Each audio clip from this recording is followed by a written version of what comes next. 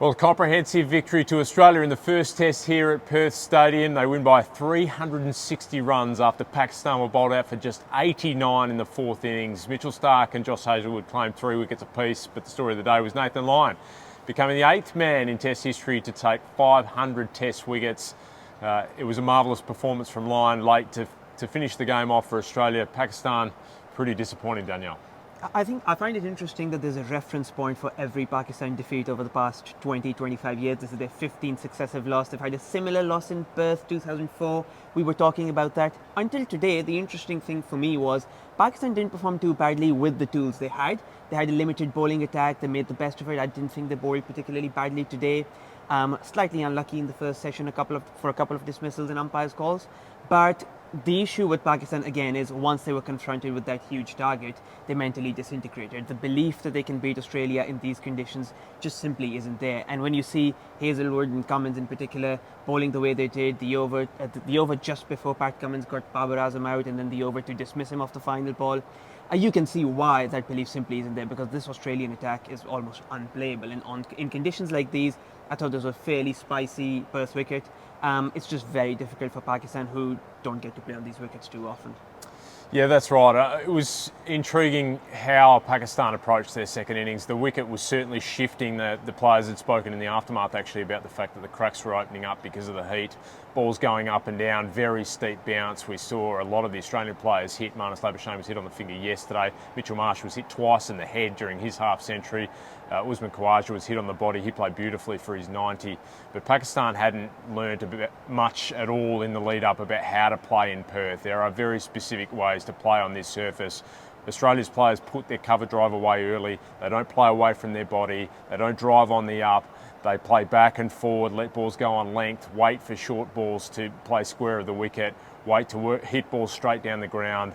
Shan Masood's dismissal was a perfect example of how not to play on this surface, and driving on the up early on in your innings with the ball nipping away sideways and bouncing steeply is just a no-no here in Perth, either here at Perth Stadium or at the old WACA ground, and that's just something that Pakistan haven't adjusted to here in Australia, and the Australian quicks just feasted. They love bowling on this surface, and so does Nathan Lyon. It was fitting here that he picked up his 500th wicket here. He's got an amazing record for a finger spinner in Australia bowling on a surface like this.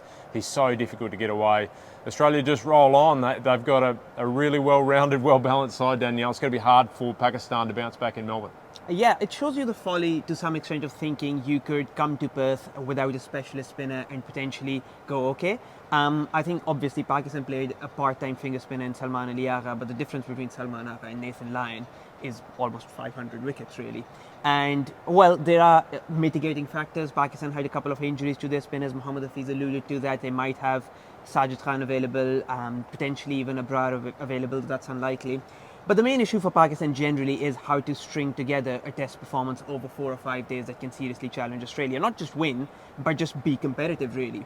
Because Pakistan thought they went okay days 2 and 3, but then one bad session, at times even a bad hour, can cost you a test match here. And Pakistan have enough fragility in both their batting and their bowling lineup. We saw over the first 2 days, they had a couple of bad hours, gave away too many runs. Here we saw they had a bad evening, and what should have been potentially a reasonably honourable defeat midway through day 5 turned into a bit of a pasting.